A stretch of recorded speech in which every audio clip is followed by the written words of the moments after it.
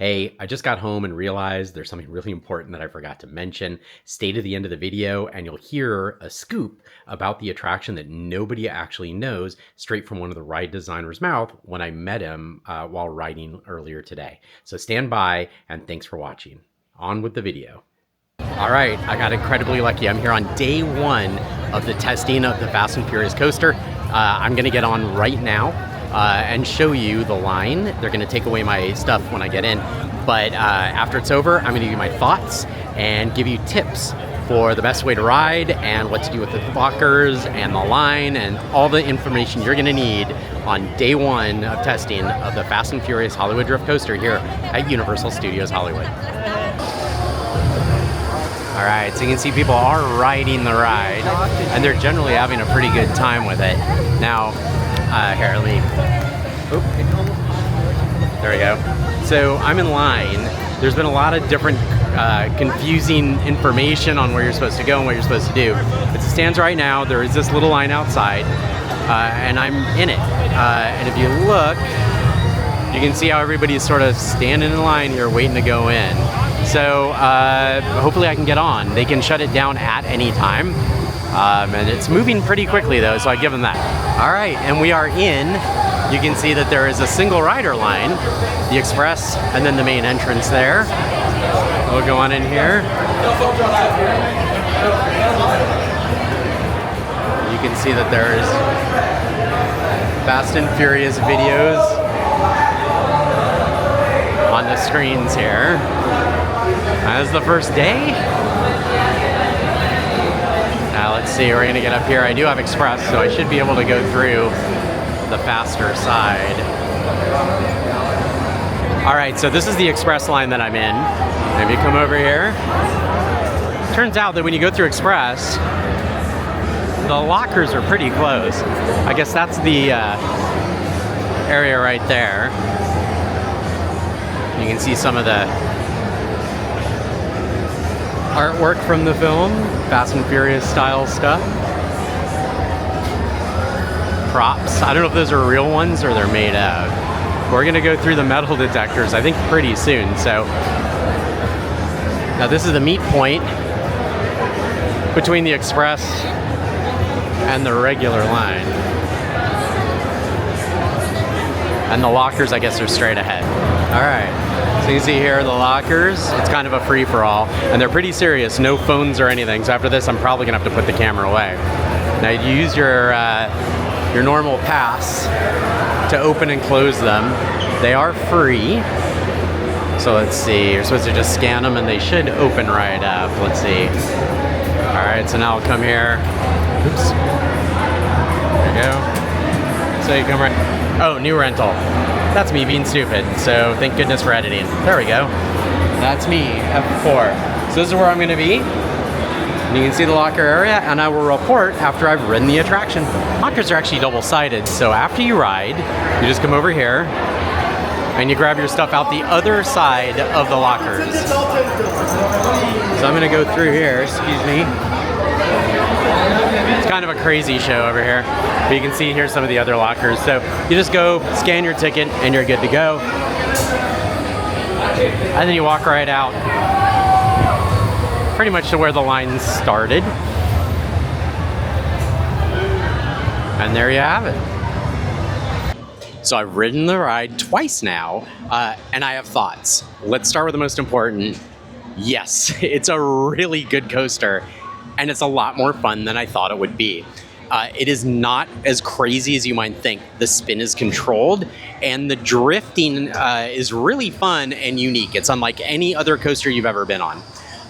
The drifting somewhat negates the G-forces to make things really smooth and swoopy. It's a little like flying. If you've ridden Guardians of the Galaxy in Florida, it's a very different sensation.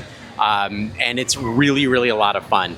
Everybody seems to be enjoying it. Now the ride starts out and does a direct drop almost instantly. It is not a stomach type of drop, but it does go down the hill right out of the gate. And then it comes back up, does some spins, and it doesn't really invert too hard until about halfway through. Now about Well, that was interesting. But about halfway through, there's another launch. There's a magnetic limb launch that shoots you back up again. The other interesting thing is there's a moment where you're actually traveling backwards through the ride. So it spins and turns and throws you backwards up a hill. And then into a backwards inversion that you spin out of to move straight. It's exhilarating and it's a lot of fun. Now, for items that you can bring on the coaster, you can wear glasses, just not on your head. You're not allowed to have anything in your pockets, and I recommend you don't try to get past them. They wand you and they run you through a metal detector. They take it really, really seriously, which is why somebody will probably figure it out, but there's probably not going to be any POV videos for a while unless they're shot on video glasses. But anything that's going to be in a 4K, really good quality is probably not going to come out for quite some time. Now, the ride itself has speakers in it. When I rode, there was a rumbling engine sound, but no music.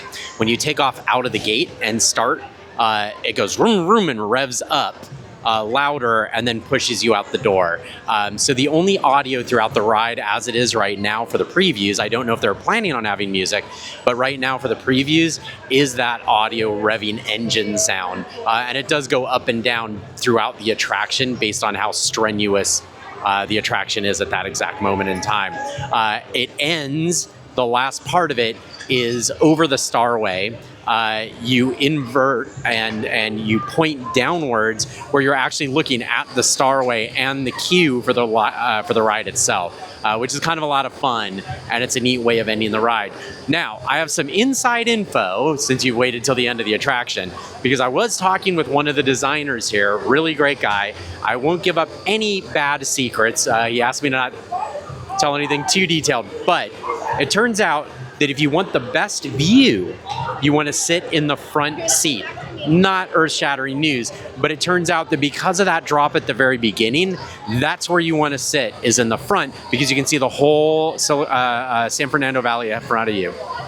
However, if you sit in the rear, in the back right, that is the location where you're going to feel it the most. Now, these are standard things on most coasters, but what's interesting is he said you can kind of feel a sensation in the back right that you can't feel on the rest of the coaster. Now, I actually rode it in the front and I rode it on the back right.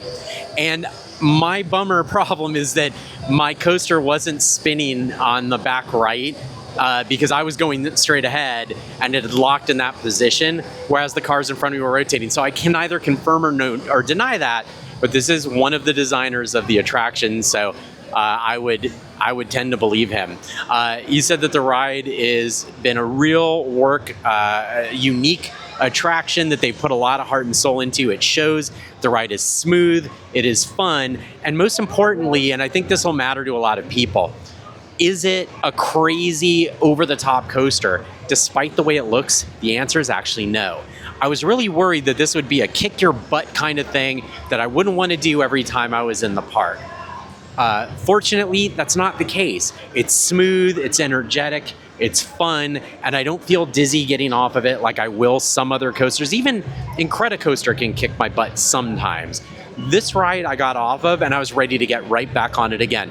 It was really, really fun, well designed, and the spinning is not free spinning, it's controlled to give you a drift feeling, and it's very successful in doing that. So again, the top secrets are to sit in the front if you want the view, and the far back right if you want to feel it a little bit more, and you're going to get that view of the entire valley from the front when you first launch.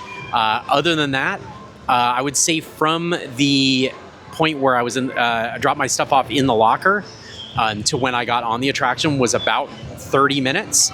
So keep that in mind, that once you're out of the lockers, you still have about 30 minutes left to go. And there you have it. Now you can see, let's see, they're coming back in right now into the station. They are successfully testing. It does stop on occasion, actually, still. And they have stopped letting new people on. So I guess I'm pretty lucky. I managed to make it on for the first day here. And people are still filtering out. So there you have it. You now have all the details to come on down, give this coaster a shot. If you're hesitant because of the twisting, don't be. The drift actually negates some of the G-force and makes it feel like you're flying. It's a really lovely experience. Can't wait to get back on it. I recommend you ride it. Let me know in the comments below if you have any questions. I'm happy to answer anything you need to know. Please like, comment, subscribe. You know I hate saying it, but you've got to by law on YouTube. And thanks again for watching my channel. Really helps me out a lot. Thanks. Have a great day. Okay, so I just got home and realized I forgot to tell you guys one of the cool scoops about the attraction that the designer who was there told me. Most people don't know this yet. And what it is that the attraction itself, the spinning is controlled and is based on a programmatic ride profile. What that means is that as it stands right now, all of the cars twist and turn the same. Front, second, third, and fourth car are all the same, and there's no randomization or anything like that between different ride vehicles. However, it is possible that if they program the attraction appropriately, it takes one button push to change the spin and where all the cars are facing, and they do all work independently. Now, what does that mean? Well, think about something like Halloween Horror Nights. Maybe all the cars could all go backwards. Things like that. Maybe they could all do independent free spinning even. So there's all sorts of neat things they can do with the coaster once it's up and running, and they come up with some neat ideas. And all it takes to switch over from one profile to another, one push of the button once it's programmed, and that's it. So there's not even any downtime. Anyway, thanks again for watching to the end. I appreciate your support, and have a great week.